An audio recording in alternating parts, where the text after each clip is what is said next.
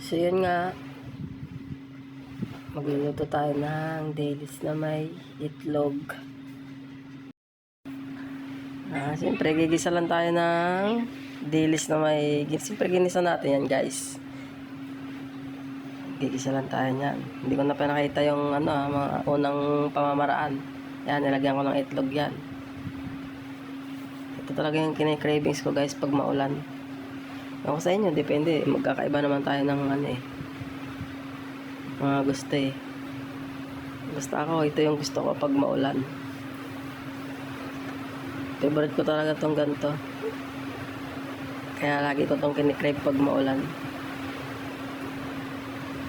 Yan, medyo luto na siya. Yan, luto na nga siya. Sinit aside ko na siya guys. Then, ano pa nga ba pagkatapos niyan, di ba? Kakain na tayo, syempre.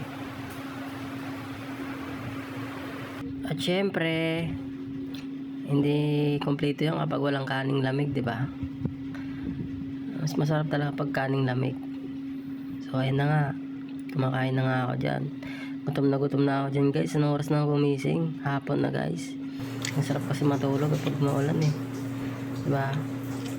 So, medyo na parami ako ng kain yan, guys. Sabayan pa ng mainit-init na kape. Sarap talaga. Di ba?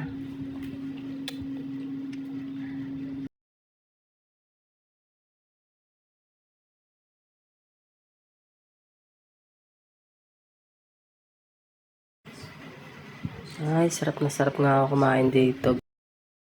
Siyempre, gutom na gutom.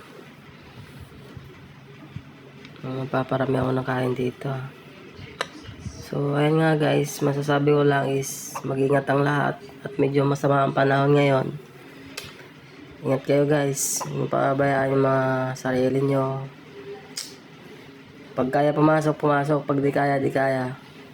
Yun lang.